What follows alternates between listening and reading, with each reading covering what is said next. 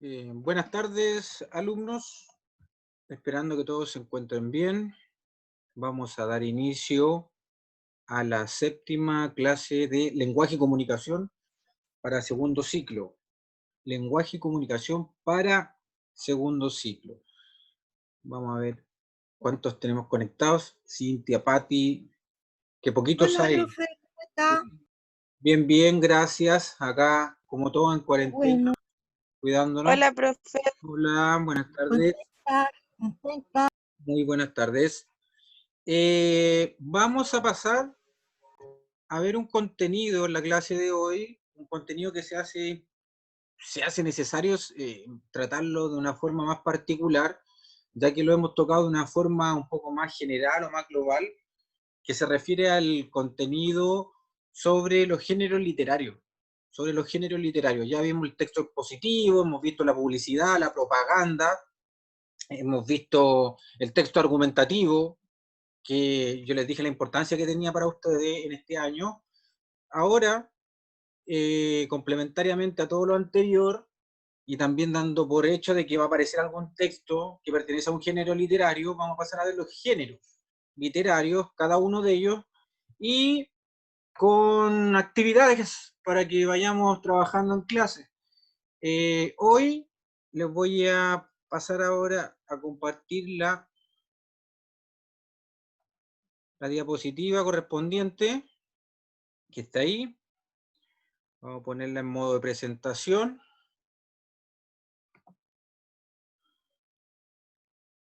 Y ahí está nuestra presentación. Estamos en la clase número 7 sobre los géneros literarios. Ahí puse unas imágenes más o menos representativas de lo que es la literatura, propiamente tal, con unos libros, una pluma, lo que le da un toque un poquito más místico. Y que bueno, es parte de donde se crearon las grandes obras literarias, dentro de esos contextos, básicamente. Las obras clásicas.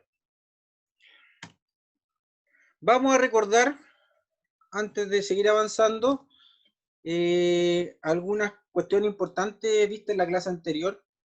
La clase anterior vimos el texto expositivo, revisamos la guía número 6, esa guía que llevaba como título, era un afiche, que decía la ropa como el amor nunca es suficiente, lo que era un texto de propaganda o de publicidad. ¿Quién lo recuerda?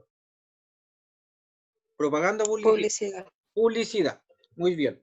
Definimos lo que era el texto expositivo, que era aquel texto que nos entregaba información, una información clara, precisa, con una organización estructurada, con una introducción, un desarrollo, una conclusión, que tenía un lenguaje directo, que no daba paso a ambigüedades, y donde primaba la función referencial o representativa del lenguaje, como características también generales. Vimos las formas que adquiere un texto expositivo.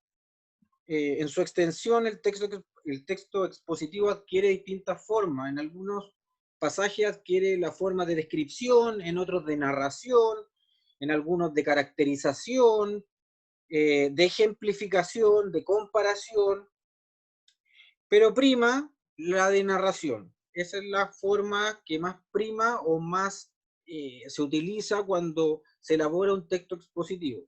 Cuando ustedes lean uno se van a dar cuenta, lo que más prima o prevalece o sobresale es la forma de narración, donde se está relatando un hecho. Y vimos los distintos tipos de texto expositivo. Vimos que habían dos grandes clasificaciones, una que eran los textos expositivos que son divulgativos, que son los textos expositivos enfocados o dirigidos a el común de las personas, al público en general, y vimos también lo que es el texto especializado, texto expositivo, pero especializado. Eso fue lo que vimos en la clase anterior. Ahora, hoy vamos a ver, antes de seguir con lo que son los géneros literarios, vamos a pasar a revisar la guía número 9. Yo les dije en el WhatsApp, le envió un mensaje que me interesaba que viéramos la guía número 9, que tiene relación con el comité paritario. Y eso es lo que voy a pasar a compartir ahora.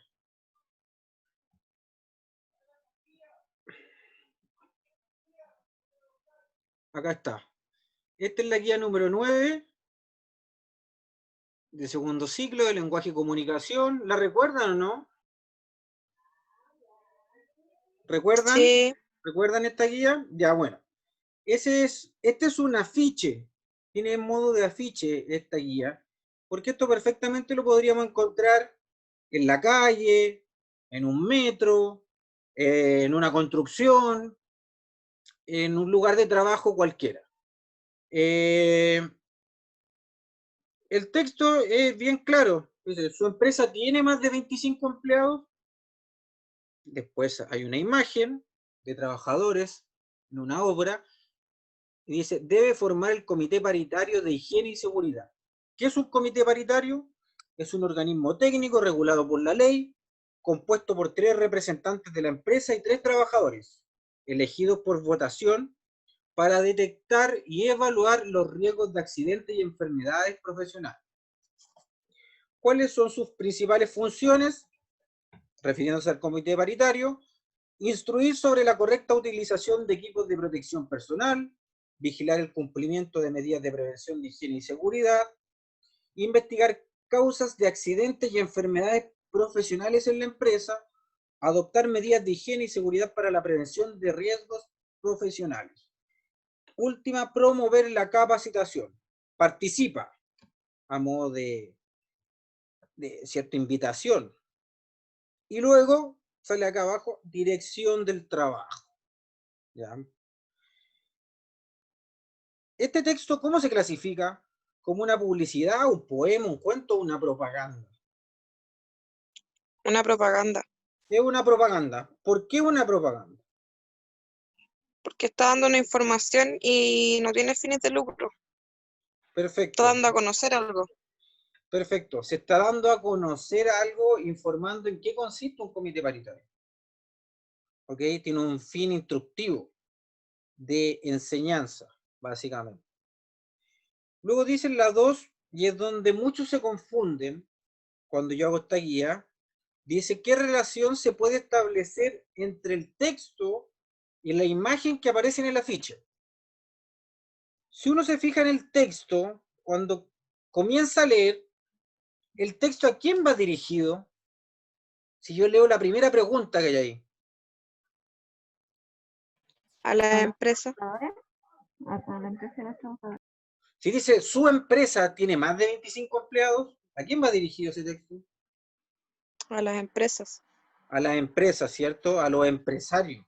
Entonces el texto va dirigido a los empresarios. Y si dice que hay una y la segunda relación es con la imagen. Ya el texto a los empresarios. Y la imagen, ¿a quién va dirigida? La imagen, ¿a quiénes muestra? A los trabajadores. A los trabajadores. ¿Ok? Aquí muchos se confunden y ponen que, por ejemplo, está dirigido al público y la imagen a los empresarios. La imagen, claro, alguno podría decir está dirigida a los empresarios, pero uno tiene que poner atención a todo lo que trae un texto. Todo es importante. Aquí dice, su empresa tiene más de 25 empleados, está dirigido a los empleadores, a los empresarios. Y la imagen nos muestra a trabajadores. La imagen nos muestra a los trabajadores. Entonces la alternativa correcta acá es la D. Está dirigido el texto a los empresarios y la imagen a los trabajadores. Número 3. ¿Cuál es el mensaje de la ficha? Enseñar cómo hacer crecer su empresa, especular sobre los beneficios de un comité paritario, mostrar cómo mejorar la productividad de la empresa o señalar características que posee un comité paritario. Características, cómo funciona el La D. comité paritario. Claro, la más idónea, aunque no es del todo 100% específica, es la letra D, señalar las características. Aquí se me habla de las características que tiene un comité paritario.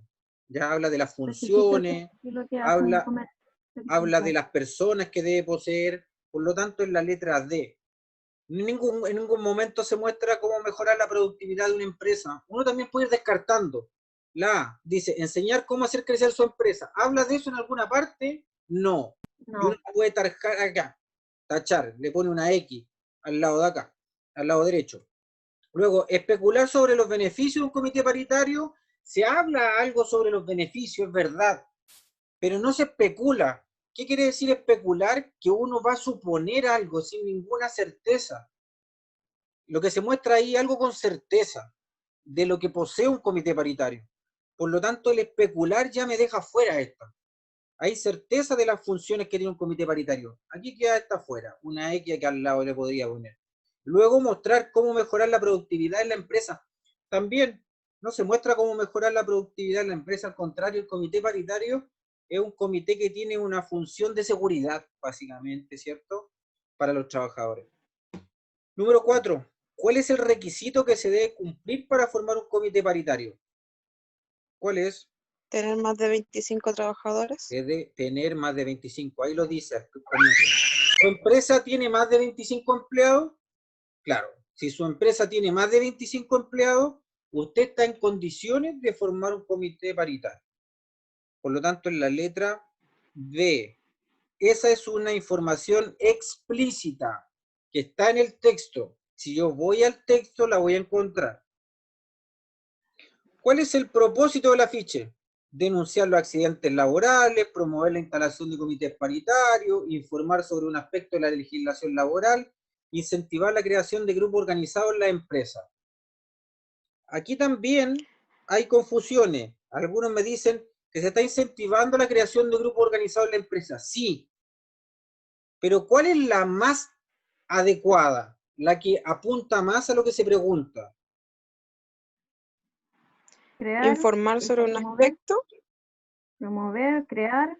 Promover, porque se está motivando a que se instalen comités paritarios. En la letra B. El afiche va orientado ¿a qué? A incentivar a los que tienen empresa. ¿Su empresa tiene más de 25 empleados? Bueno, si tiene más de 25 empleados, usted debe formar un comité paritario. Se está incentivando al empresario a formar, ¿cierto?, estos comités paritarios. Por lo tanto, en la letra B. Claro, también se informa sobre un aspecto de la legislación, pero es más amplio. Lo que es más específico es que se habla de comités paritarios. Y si se fijan bien, en todas las otras alternativas no se habla de comités paritarios. De aquí el foco son los comités paritarios. Por lo tanto, en la letra B. La 6 dice, ¿qué valor está presente en el afiche? La justicia social, la bondad hacia los más débiles, el apoyo entre los empresarios, la protección de los trabajadores. La protección. En el texto, cuando se habla de las funciones, todas estas funciones, si yo tuviera que reducirla a una frase, es protección o seguridad de los trabajadores. Por lo tanto, el valor que está presente, que también es una pregunta muchas veces de la prueba, le preguntan cuál es el valor del texto, el valor principal que se muestra en el texto leído. Bueno, ahí uno tiene que aprender a diferenciar. La justicia social en este caso no. No se habla de equidad en ningún momento. La bondad hacia los más débiles tampoco es un tema que se toque en lo que acabamos de leer. Que un empresario tenga tanto. Claro. El apoyo entre los empresarios tampoco se habla de ese tema, del apoyo que deben tenerse entre ellos. De lo que se habla es de la protección de los trabajadores. Por lo tanto, en la letra D. Vamos a ver, bueno, ahí ya se resolvió la guía. Esto de acá de los sinónimos y antónimos no lo contemplamos mucho porque se nos va mucho tiempo y el tiempo aquí sí que es oro. Así que vamos a volver con el contenido que vamos a tratar hoy, que tiene relación con los géneros literarios.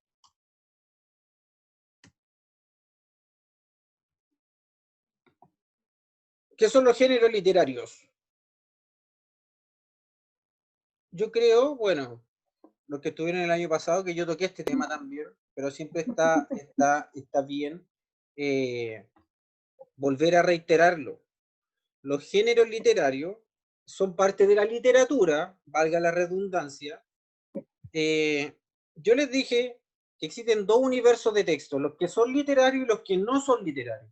Bueno, los que son literarios o pertenecen a la literatura también se pueden dividir en tres grandes grupos o conjuntos, de acuerdo a las características que estos textos tienen. Yo puedo separar los textos de la literatura en tres grandes géneros o clasificaciones literarias, como se les llama. Y estos son el género narrativo, el lírico o poético y el género dramático. En el género narrativo es donde hay un relato, donde hay un narrador que va relatando los hechos, donde hay personajes, eventos más o menos ficcionales. ¿Por qué dicen más o menos ficcionales? Porque en algunos textos narrativos hay muchos hechos que han sido verídicos, reales, y que a su vez se van conjugando con cuestiones que no han sido reales. Hay una mezcla. En el género lírico o poético, que este es uno de los más difíciles de definir, ya que puede adquirir una multiplicidad de formas, se trata de una descripción o expresión poética, mediante un lenguaje figurado o metafórico, de alguna experiencia relevante en la subjetividad del autor. Este es el texto más difícil de definir porque tiene mucho que ver con lo que es el sentir bien particular de quien lo crea. Es muy complejo. Y el género dramático, dice, es la escritura de textos destinados a una representación teatral, a cargo de actores y en un escenario determinado, la cual gira en torno a un conflicto. No tiene un narrador, a pesar de representar relatos y diálogos igualmente. El género dramático está hecho para ser representado en el teatro. Para ser actuado, está incluso escrito para ello. Salen los personajes y salen la forma en que deben actuar. Un caso ejemplificador de este texto es Romeo y Julieta, por dar un ejemplo, entre muchos otros. Y bueno, todos los textos que son llevados a las teleseries tienen que ser de una u otra forma adaptados a lo que es la dramaturgia para ser luego representado en el teatro o en las teleseries mismas. Nosotros nos vamos a enfocar hoy en lo que es el género narrativo. Profe, ¿puedo dar una noticia? Si es para algunos buena. No, disculpe la interrupción. La Cámara de Diputados. Aprobaron en la Cámara de Diputados el tema de la AFP. Ah, sí. Ojalá que vaya por buen camino. Una buena noticia. Por buen camino, ojalá. Sí. Olvidar que nos queda el Senado ahora. Sí, ya. Continuemos. Entonces, el género narrativo es una expresión literaria que se caracteriza porque se relatan historias imaginarias o ficticias que constituyen una historia ajena a los sentimientos del autor. Aunque sea imaginaria, la historia literaria toma sus modelos del mundo real.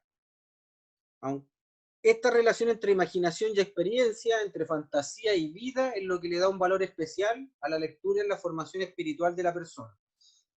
Hay una mezcla, como les dije, entre lo que es real y lo que es ficticio. En algunos casos hay textos que utilizan mucho de lo real que parece que fueron hechos que ocurrieron, pero en realidad no ocurrieron. Y son todo parte de la imaginación del autor. Un ejemplo, Martín Rivas. Martín Rivas, un texto del género narrativo, una novela muy conocida, clásica en Chile, que narra la historia de un joven provinciano que llega a la capital a concretar sus sueños, viene con muchos proyectos, con muchas ilusiones, y todo lo que se describe ahí se describe en Santiago, lugares que son reales, se describen las vestimentas que fueron reales para aquella época, todo el contexto fue muy real, pero fue una historia inventada, ficticia, por el autor. El narrador es la persona que presenta la narración. Sin narrador no hay género narrativo, eso es lo primero que hay que tener en claro. Sin narrador no existe este género.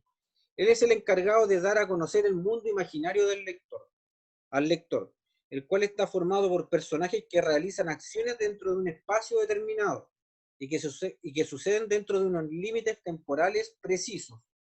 Ahí aparecen 3 ejemplos de textos que pertenecen al género narrativo, pero que también se pueden separar de acuerdo a las características que ellos tienen. Y ahí pasamos a otra clasificación, una clasificación al interior de los géneros narrativos. Está el Código Da Vinci, que se hizo muy famoso por la película que también después se llevó al cine. Harry Potter, ni qué hablar. Un éxito. en taquilla, y nuestro querido Papelucho. 3 textos que pertenecen al mundo de lo narrativo, del género narrativo.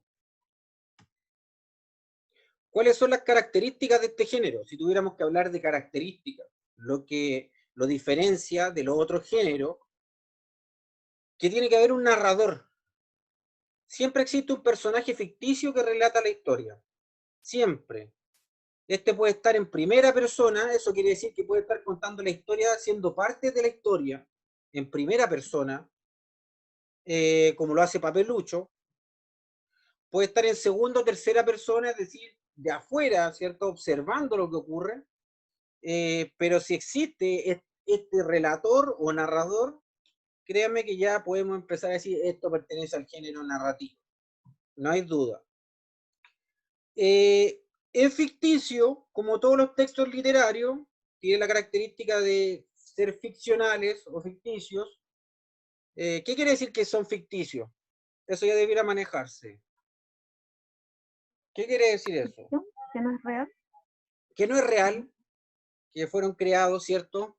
Por una mente. Entonces, en este caso el autor, la creatividad.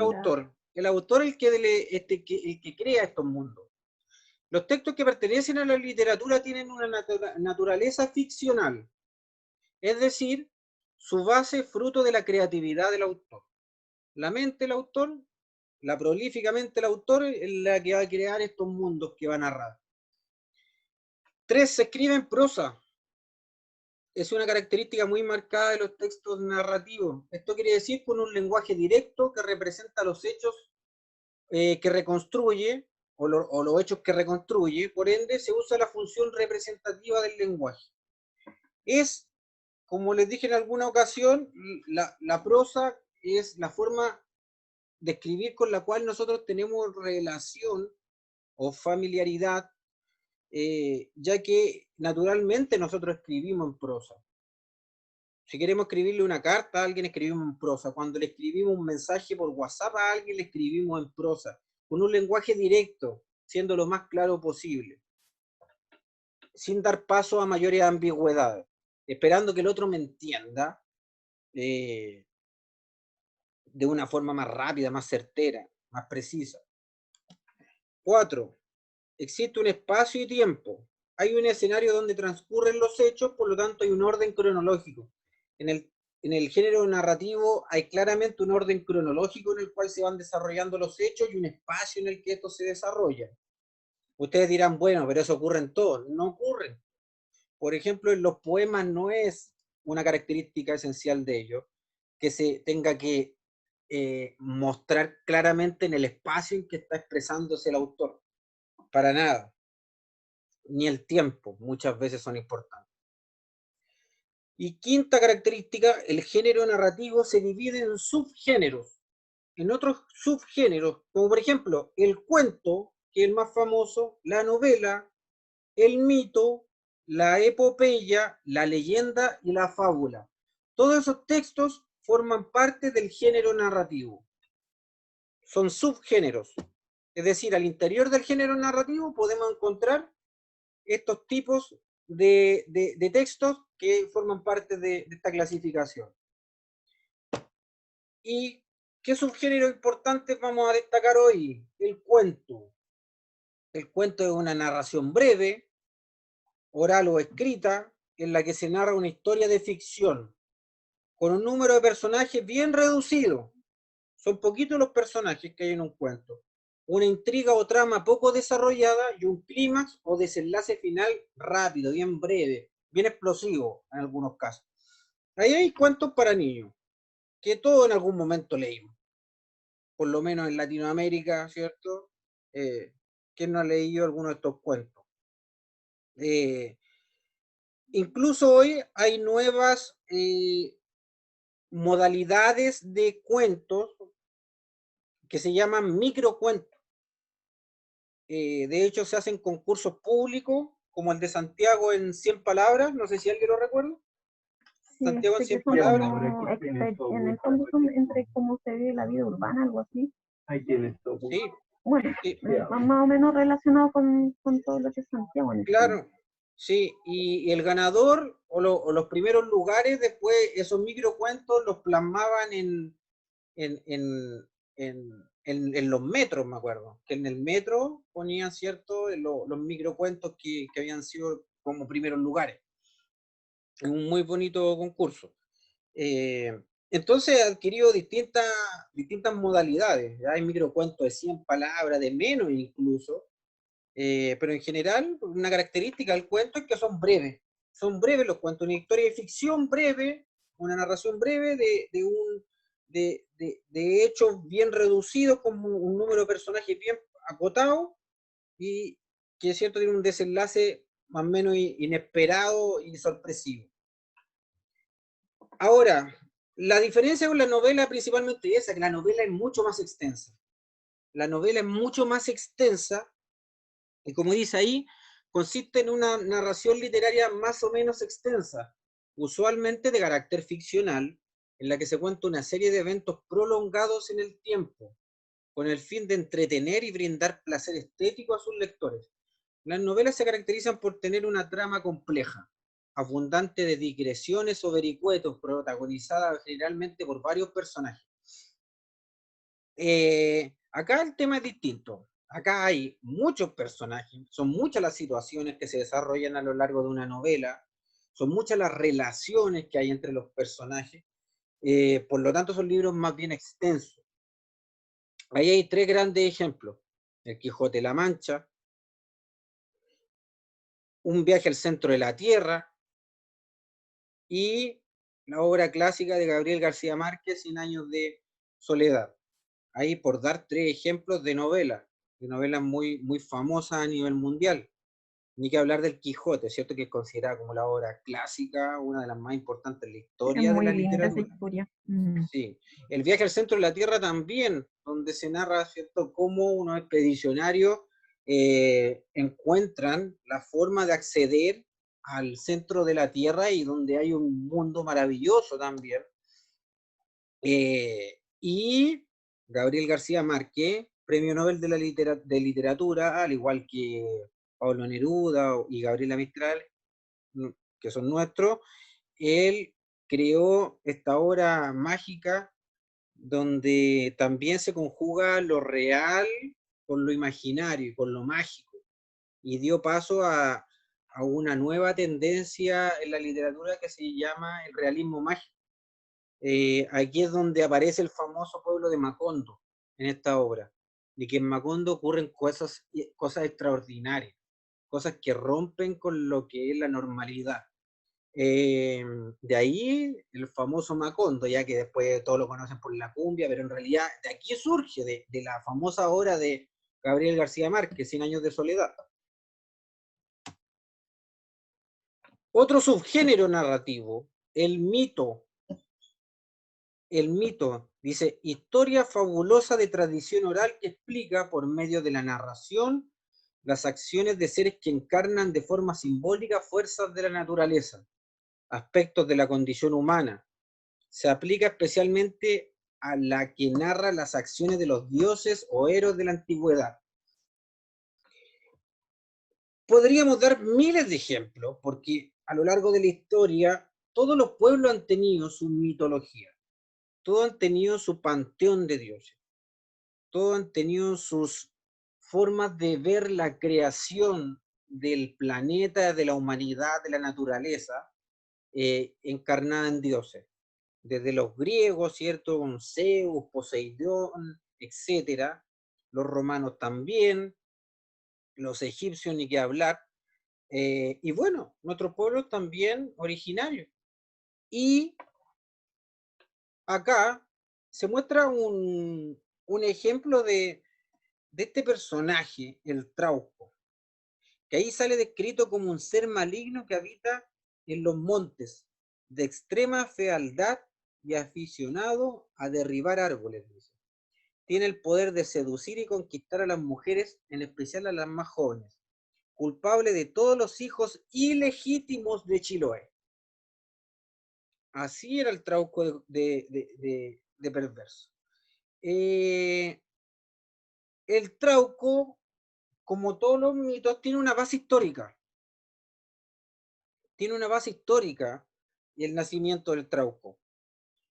Hubo una investigación histórica que de muchos años, buscando el origen del Trauco, su origen está en Chiloé, de eso no hay duda. En Chiloé está el origen. Y los historiadores, después de investigar durante muchos años y recorrer la isla de Chiloé por todos sus rincones, llegaron a la conclusión de, dado que en esta sociedad tan machista, patriarcal de la isla, todas aquellas mujeres que quedaban embarazadas fuera de un matrimonio eran juzgadas y enjuiciadas, ¿cierto?, por la sociedad tan conservadora. Entonces, con el tiempo, una de las formas más efectivas de evitar esos juicios fue culpando de su embarazo al famoso Trauco. Y es ahí cómo empezó a tomar fuerza lo que es el mito del Trauco en la isla de Chiloé. Entonces, cualquier embarazo no deseado o ilegítimo, como se decía en aquel tiempo, por ser fuera del matrimonio, era responsabilidad del Trauco. Y entonces con eso se ponía un punto final, ¿ya? Y no se daba pie a mayores especulaciones, ni a la búsqueda de los responsables, etc. Ni al juicio de la mujer misma, ¿ya? Entonces, ahí hay un origen, se fijan, histórico de este mito del famoso Trauco. Otro subgénero, la epopeya, dice que es una composición literaria en verso, en que se cuentan las hazañas legendarias de personajes heroicos, que generalmente forman parte del origen o estirpe o raza de un pueblo. La composición en verso de las epopeyas es debido probablemente a que estaban destinadas a la transmisión oral mediante el canto o la recitación. También la epopeya es muy importante para la reconstrucción histórica de algunas etapas, porque nos entrega información importantísima de la cultura, de la forma de ver la vida, de costumbres, de hábitos, etcétera, que tenían los pobladores de ciertos espacios en el planeta. La Ilíada es un texto clásico escrito por Homero en la antigua Grecia, y donde se cuenta la historia de lo que fue la guerra de Troya. Entonces aquí está el famoso Aquiles, que hemos visto en televisión después, que fue, ¿cierto?, todo esto llevado al cine. Todo surge de acá, de este texto, un texto histórico de una riqueza invaluable. Y por otro lado, puse un ejemplo nuestro, la Araucana, escrita por Alonso Ercilla, un conquistador español, ¿cierto?, que llegó acá con los conquistadores, básicamente. Él no era un conquistador propiamente tal, sino que venía dentro de la caballería, dentro del grupo de conquistadores, y que escribió un libro donde describe al pueblo mapuche, con sus características, con su cultura, con todo lo bueno y lo malo que veía él como extranjero en ellos. Por lo tanto, es una fuente muy rica de conocimiento de nuestro pueblo y una de las primeras escritas sobre el pueblo mapuche, escrita en el idioma español, porque ellos fueron los que llegaron y empezaron a registrar por escrito lo que veían del pueblo español, y esta es una fuente única de aquel periodo, de los primeros contactos entre españoles y mapuche en nuestro país. Otro texto muy importante o subgénero narrativo es la leyenda, que es una narración popular que cuenta un hecho real o fabuloso adornado con elementos fantásticos o maravillosos del folclore, que en su origen se transmite de forma oral. Acá tenemos dos ejemplos, uno más fantástico que el otro. Tenemos el ejemplo del tuetué, que se habla que es un pájaro brujo que sale en las noches a deambular de un aspecto horroroso, y que en realidad al cual no se debe desafiar, porque si se le desafía, ¿cierto?, la muerte va a golpear la puerta de quien lo hace. Y la leyenda famosa en toda Latinoamérica de La Llorona. ¿Alguien ha visto la película de La Llorona? No. ¿No? Hay una película que se llama así, La Llorona, así, a secas, que es una película mexicana, y es muy buena. Si les gusta el cine de terror, es muy buena, es muy buena. Bueno, y ahí se muestra más o menos el origen que ven, que los mexicanos, ¿cierto?, entienden sobre esta mujer, que es una mujer que, despechada al enterarse que su esposo le había sido infiel, no encontró mejor forma que vengarse de él, pero vengarse de qué forma, ¿ya? Una forma totalmente irracional y que rayan totalmente en la locura, asesinando a sus 2 hijos, ahogándolos en un río. Y luego de eso se suicida. Bueno, y de ahí la leyenda cuenta de que deambula por las calles en búsqueda de estos 2 niños.